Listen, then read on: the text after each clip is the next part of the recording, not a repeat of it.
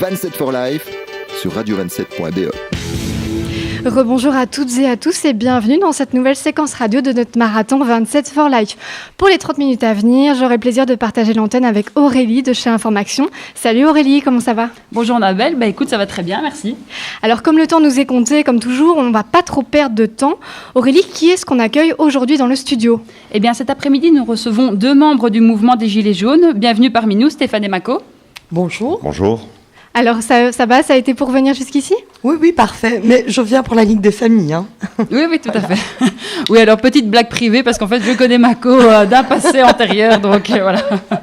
Très bien, on aura l'occasion d'en reparler un petit peu plus tard dans l'émission. On aura aussi un peu plus tard une petite interview de Gino Russo qui nous parlera de son analyse un petit peu du mouvement des Gilets jaunes. Voilà pour le contenu. Donc déjà, peut-être vous présenter brièvement tous les deux. Stéphane, peut-être tu viens à titre en tant que membre des Gilets jaunes. Est-ce que tu peux nous en dire un petit peu plus sur ton implication dans le mouvement ? Oui, je crois que ça commence parce que je suis né indigné et je mourrai révolté. Et évidemment, ce mouvement m'a profondément touché parce qu'au quotidien, je vois autour de moi des choses qui sont absolument inacceptables. Alors, je sais que le thème de l'émission, ce sont les travailleurs pauvres. Je n'en suis pas un. Je suis ce que je considère devoir être la norme dans un pays riche, dans une économie florissante. Je suis un travailleur avec un salaire digne qui me permet de vivre dignement. Et ça devrait être la norme, et ça n'est malheureusement plus le cas. Et ça m'indigne profondément.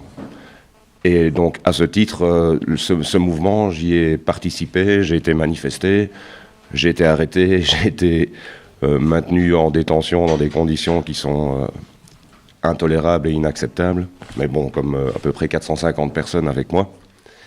Et c'est une colère énorme, profonde. Et quand on voit ce qui se passe en France, notamment, parce que malheureusement, le mouvement est un petit peu plus calme ici en Belgique. Et je souhaite profondément et de tout cœur que ça ne s'arrête pas. Et que, à l'égal de la France, ces gouvernements successifs, parce qu'ils appliquent tous évidemment la même politique libérale, je souhaite que ça leur ouvre les yeux. Et je souhaite qu'ils se mettent tout doucement à réfléchir autrement, à comprendre les choses. Et je crois que notre meilleur allié, c'est l'urgence climatique, l'urgence écologique, qui finira par triompher et remettre en cause ce système économique qui est absolument fou. C'est incroyable que dans ce pays, pour faire un lien avec le thème précédent, nous sommes encore la 20e économie mondiale. Nous sommes un pays riche. L'économie est florissante. On nous a vendu un pacte qui était de produire, consommer, créer de la richesse, et l'effet de ruissellement sera bénéfique pour tous. Et c'est une véritable arnaque parce qu'on voit très bien que malgré la création de richesse qui est absolument sidérante et hallucinante, il y a dans ce pays des gens qui ne s'en sortent pas au quotidien, dont les salaires ne permettent pas de vivre, et c'est absolument inacceptable. Et nous avons une classe politique qui n'a pas l'air de s'en occuper, ou de ne pas en faire une priorité en tout cas. On a un Premier ministre qui n'a que le mot « jobs » à la bouche, et qui fait croire que le travail, et c'est suffisant, dès que vous travaillez, vous vous en sortez, c'est totalement faux. Du coup, on vous sent vraiment concerné, voire fâché par rapport à ce qui se passe aujourd'hui. Énormément, oui. Concrètement, qu'est-ce que vous reprochez à notre gouvernement ? Ce que je reproche à ce gouvernement, mais au gouvernement précédent, les politiciens se sont totalement désarmés, et c'est la finance mondiale qui dirige le monde. Et donc, leur marge de manœuvre est évidemment assez minime. Ils sont désarmés, totalement désarmés. Et il est temps qu'ils réfléchissent collectivement, parce qu'il est évident que la petite Wallonie ne peut pas changer la marche du monde. Mais ce qui se passe dans le monde, que ce soit l'élection de ce clown de Trump, que ce soit la colère des Anglais et puis qui votent pour le Brexit, je ne sais pas si c'est bien ou pas bien, mais enfin, en tout cas, c'est l'expression d'une colère, et pourtant, économie extrêmement florissante en Angleterre. Hein. Et donc il se passe un peu partout dans le monde une colère qui s'exprime de différentes manières, on ne peut pas toujours être d'accord évidemment, et face à cela, je crois que les dirigeants doivent reprendre le contrôle, tordre le bras aux forces de l'argent, à ce triumvirat infernal que sont les banques, les multinationales, les grandes fortunes mondiales. Il est temps de leur tordre le bras et de les mettre au pas, tout simplement. Mako, toi, tu viens en tant que membre Oui. employé. Je suis chargée de projet en éducation permanente à la Ligue des familles et chargée de campagne également pour cette campagne Ensemble sous le même toit, supprimons le statut cohabitant. Mais ce que vient de dire justement monsieur me parle parce qu'effectivement, on vit dans un pays riche. On vit dans un pays qui est capable de claquer de la thune à crever pour acheter des F-35. Donc voilà, à un moment donné, c'est une question de choix, de décision politique. Et quand on a des décideurs qui ne prennent pas des décisions qui nous semblent aller dans l'intérêt du citoyen, il y a un souci. Je partage le sentiment de monsieur. Et est-ce que toi, tu participes aux actions des Gilets jaunes ? De loin en loin. Déjà, dans une démarche de dialogue, je pense qu'il faut absolument se comprendre déjà, s'unir, parce qu'effectivement, dans la souffrance, on sent bien, par exemple, en ce qui concerne la justice migratoire, etc., que vraiment, on a au pouvoir des gens qui divisent pour mieux régner. Ça n'a aucun sens. Si on veut effectivement contrer une politique ultralibérale telle que celle que nous la subissons, nous devons avancer unis. Voilà. Dans la campagne, notamment, c'est ce qu'on fait. D'autres associations ont mené cette campagne bien avant nous, que ce soit les associations féministes telles que les Femmes prévoyantes socialistes ou Vie féminine, mais aussi le réseau wallon de lutte contre la pauvreté lutte solidarité travail. Enfin, tout le monde a déjà abordé cette question de la suppression du statut cohabitant dans les revenus de remplacement. Hein. Je ne parle pas des cohabitants légaux, mais effectivement, c'est en s'unissant, en se fédérant qu'on obtiendra quelque chose. Ça, j'en suis convaincue, on en est convaincu.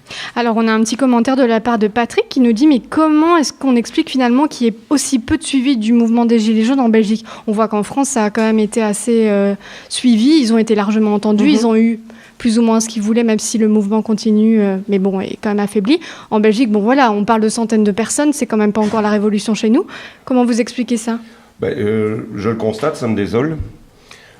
Je crois que, comme disait madame ici à ma gauche, il y a l'absolue nécessité de s'unir. Et évidemment, on est toujours divisé parce que là, c'est une technique connue, comme on oppose les chômeurs aux travailleurs, on oppose les fonctionnaires aux travailleurs du privé, on oppose les retraités aux actifs. Il y a une désinformation terrible aussi. Et puis, je pense que c'est dans les mœurs. Hein, le Belge est beaucoup plus...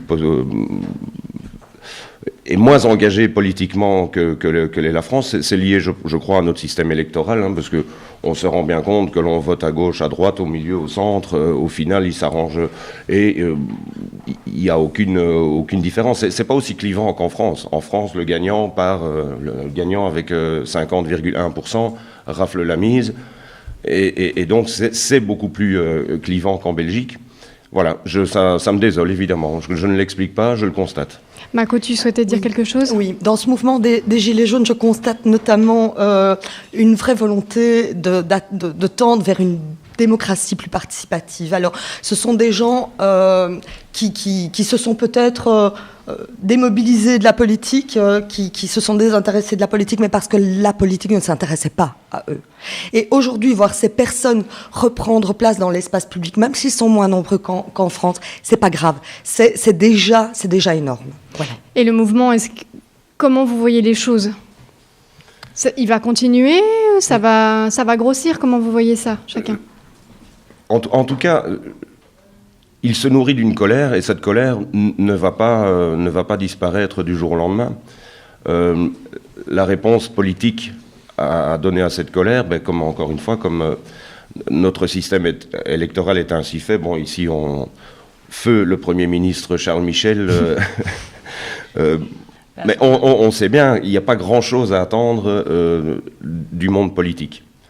Donc, mais la colère, elle est évidemment là. Vous savez, elle s'explique assez simplement au niveau de la richesse créée. Si on ramène ça à une proportion beaucoup plus compréhensible, beaucoup plus simple, vous prenez 100 personnes représentatives de la population mondiale. Ces 100 personnes, au travers de leur activité, de leur production, de leur consommation, créent une richesse de 1 000 euros. Sur ces 100 personnes, il y en a une qui s'en va avec 850 euros. Et les 99 autres se partagent 150 euros. Alors, de manière évidemment très inégale, hein, il vaut mieux être belge que burkinabé. Et ça n'est plus tolérable, ça n'est plus acceptable. Donc, ce n'est pas un problème qui est spécifique à la Belgique ou à la France ou même à l'Occident, c'est un problème mondial. Et évidemment, je constate, mais je souhaite que ce mouvement perdure, ce mouvement continue, qu'il s'amplifie. Il faut dire qu'il y a... moi, je suis allé il y a 2 semaines à Bruxelles. On n'a pas été reçus avec des roses. Hein. Je peux vous garantir que il faut le vouloir, quoi. Hein. C'est pas simple d'exprimer. Alors bon, on m'a dit que c'était pas. Moi, j'ai été arrêté parce que je participais à une manifestation qui était illégale, hein, parce qu'il y a tout un carnet de doléances pour l'organisation d'une... Mais c'est un mouvement citoyen, donc c'est pas simple à organiser. Je ne m'attendais pas à être reçu de la sorte et à être traité de la sorte. Bon, ça refroidit, évidemment, ça c'est clair. Hein. Oui, effectivement, à la question que tu posais, Annabelle, à savoir quelle sera la suite du mouvement, je pense qu'elle sera peut-être en partie souterraine. Mais il y a plein de mouvements qui ont travaillé d'abord de façon souterraine, notamment les droits des homosexuels ont été acquis de cette façon. Hein. Il y a eu un gros travail underground avant de faire émerger et d'obtenir des nouveaux droits. Donc je pense que la petite graine est là. Ok, alors du coup, on a déjà beaucoup employé le mot colère durant cette interview. Alors cette colère s'est manifestée de manière pacifique, mais aussi de manière plus violente avec les casseurs. Est-ce que vous comprenez leurs actes et est-ce que pour vous, ça peut être légitimé ? Alors, légitimé, non. Mais il y a assez rarement des mouvements contestataires qui se sont faits avec une mandoline. Et donc, quand on est en colère, en général, ça se passe jamais toujours très bien. Ce que je peux dire, pour avoir donc mon expérience par rapport à cette manifestation, j'étais là de 5 minutes que les casseurs éventuels étaient déjà identifiables. Hein. Et donc on se pose la question de savoir de ce que, la fameuse phrase, mais que fait la police ? Je pense qu'il était tout à fait possible d'exfiltrer ces gens, qui, n'en avaient clairement rien à secouer de la cause qui était défendue, qui venait exprimer une autre frustration. Mais il était possible d'agir tout à fait autrement. Moi, je n'ai évidemment pas jeté le moindre pavé, je n'ai pas insulté la moindre personne. On était à 5, une bande de potes, on était très calme, très, très pacifiste. Et on a été traités comme n'importe quel... casseurs. Donc je pense qu'il y a aussi, là aussi, hein, c'est assez, on laisse pourrir la situation en espérant, c'est toujours ce qui se fait. En général, quand il y a un mouvement de grogne sectoriel, hein, vous avez la SNCB qui fait grève, elle prend le restant de la population sur le dos parce que voilà, il n'y a pas de train. Vous avez les bagagistes à Zaventem qui font grève, on ne sait pas prendre l'avion et tous les touristes gueulent. Donc il y a, et ça c'est évidemment toujours positif pour le gouvernement. Ici la chose ne se passe pas comme ça, il y a quand même un soutien qui est et donc il y a un pourrissement qui est, à mon avis, encore une fois tout à fait réfléchi, hein, parce qu'on a été encerclés, pressés comme des citrons pendant 2 ou 3 heures, et la seule façon de s'échapper de là c'était d'accepter de se faire arrêter, ce qui a été notre cas. Mais il est évident que ce ne sont pas des conditions qui amènent au calme et à la sérénité, hein, ça c'est clair. On parle des travailleurs pauvres, du coup c'est peut-être intéressant de faire un focus particulier sur les femmes, sur les travailleurs pauvres, travailleuses. Oui. Et du coup, quand on regarde un petit peu les images des médias, on voit qu'elles sont nombreuses dans le cortège des Gilets jaunes. Est-ce que finalement ce ne seraient pas elles les principales victimes du système actuel ? Évidemment. En tout cas, ce sont les femmes qui sont parmi les groupes de population les plus précarisés, puisque ce sont elles à qui on offre que des contrats précaires, des temps partiels. Elles ne l'ont pas choisi, ce temps partiel, et elles se retrouvent vraiment dans des situations dramatiques. Enfin, 4 familles sur 10 est monoparentale en Belgique. Dans 2 tiers des cas, la garde est encore confiée à la maman, et la moitié de ces familles ne vit pas en situation de précarité, mais en situation de pauvreté. C'est l'étape plus loin, en fait. Donc, voilà, à un moment donné, les travailleuses, même si tout le monde évidemment morfle, hein, on est d'accord, mais focus sur les groupes des travailleuses, parce que ce sont vraiment elles qui écopent, quoi. Et vous en parlez dans votre campagne justement de la Ligue des familles. Est-ce que c'est une des cibles prioritaire, on va dire? Ah bien sûr, compte tenu du fait que le statut cohabitant, créé en 1981, il a été créé notamment par l'arrivée des femmes sur le marché de l'emploi. Et donc, pour des raisons budgétaires, on a décidé de créer ce statut cohabitant, paraît-il, pour éviter de sanctionner les chômeurs au niveau de la durée. C'est ce qui se dit dans les milieux syndicaux. Mais aujourd'hui, eh bien, on se retrouve aussi dans des situations liées au statut cohabitant dans les revenus de remplacement. Donc, c'est un taux cohabitant, c'est à partir du moment où vous êtes travailleur, en gros, vous faites ce que vous voulez. Vous faites monde de solidarité, c'est très bien. Vous gardez vos enfants qui n'ont toujours pas trouvé de travail à la maison, ou votre parent est malade et vous choisissez de le garder, ou face à l'inflation des loyers, vous décidez de cohabiter. Tout ça, ok, si vous travaillez, c'est tout à fait possible. À partir du moment où vous bénéficiez soit du chômage, soit du CPS, soit de la mutuelle, eh bien, vous perdez la moitié de vos revenus. Alors, on se retrouve face à un dilemme. Alors, soit, par exemple, pour un couple, soit on vit séparément, soit aux fraudes, soit on bascule dans la grande pauvreté. Alors effectivement, ça va toucher les femmes de façon parfois tragique. J'ai rencontré parmi le public à qui je parle de la campagne, une femme qui vit la violence conjugale. En fait, son compagnon s'est domicilié ailleurs officiellement, mais il a toujours les clés de la maison et il vit toujours là. Et cette femme, elle ne peut pas appeler au secours. Parce que si elle appelle, la première chose que la police fera, c'est constater qu'il y a une fraude sociale. Et donc, elle vit une double peine. Elle se prend des coups et en plus, elle a les institutions sur le râble. Donc, elle ne peut absolument pas agir. Elle est dans une prison, quoi. Alors, par rapport effectivement à la fraude sociale que certains pourraient tacler dans les discours ambiants, eh bien, il faut savoir que un couple qui organise cette pseudo-fraude sociale, mais qui sont juste dans la débrouille, hein, ils sont juste en mode survie, eh bien, malgré cette organisation frauduleuse, avec des gros guillemets, eh bien, ils continuent à vivre sous le seuil de pauvreté. Donc, il y a vraiment un souci. Effectivement, il faut rehausser les revenus de remplacement, il faut supprimer le statut cohabitant, et ce qui découle du statut cohabitant, c'est le non-respect de la vie privée, puisque effectivement, à partir du moment où on passe sur le statut cohabitant, eh bien, on est susceptible d'être contrôlé à tout moment de la journée, de façon inopinée, et c'est tout à fait intrusif et abusif. Et alors, en particulier pour les femmes, mais pour d'autres groupes de personnes aussi, mais pour les femmes, c'est plus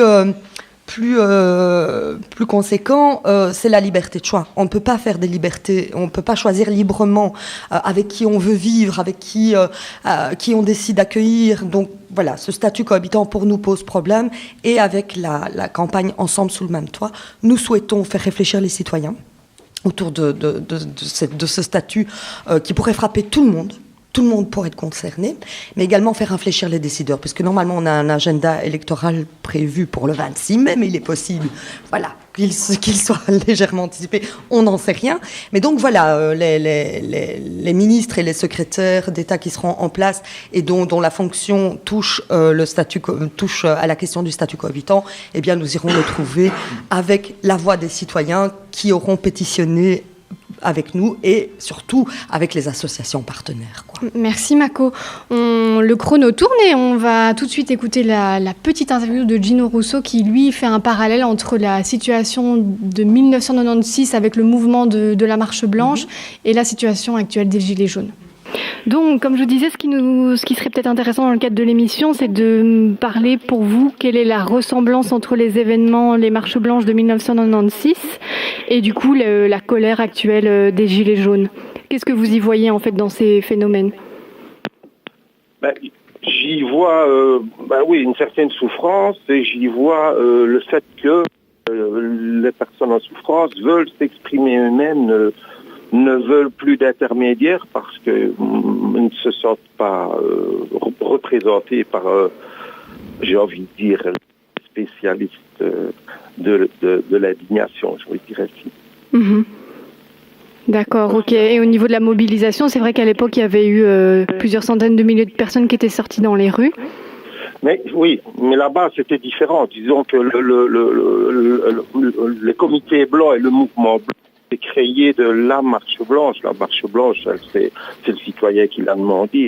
Prolongement, c'est un vrai mouvement qui a pris tout de suite de l'ampleur, et puis il y avait des porte-paroles. Moi, les paroles s'étaient beaucoup appliquées, et c'était de réels porte-paroles qui émergeaient de nulle part. Ici, on a le même phénomène, sauf qu'on n'a toujours pas de porte-parole et que le mouvement est toujours contestataire, dénonce de la souffrance liée aux problèmes économiques, interpelle les pouvoirs.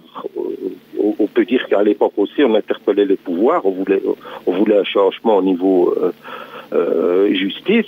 Voilà. Et aujourd'hui, c'est plutôt, on veut de la justice, mais au niveau social et plutôt au niveau économique. Je pense que j'ai interprété, ce que j'ai pu comprendre des Gilets jaunes. Voilà, donc c'était donc l'interview de Gino Russo, réalisée par Annabelle sur le mouvement des Gilets jaunes. Stéphane et Mako, merci beaucoup d'être venus parmi nous partager vos idées et vos convictions. Et le mot de la fin, c'est pour un autre Stéphane, notre Stéphane. Voilà, un seul mot, la colère. Une réalité, celle d'une société bloquée par son système électoral, l'emprise d'une finance internationale, la croissance des inégalités sociales et en particulier au détriment des femmes. Un avenir, peut-être un mouvement des Gilets jaunes qui va se prolonger de façon souterraine, qui va réémerger avec des revendications, avec des porte-paroles qui pourront alors faire mouche. Une clé, une revendication qui aura bientôt 40 ans, avec le statut de cohabitant qui a été lancé dans la société en 1981. Et donc cette revendication, cette clé de voûte de la lutte sociale qui est la suppression du statut du cohabitant et qui symbolise très bien l'injustice faite aux femmes au quotidien.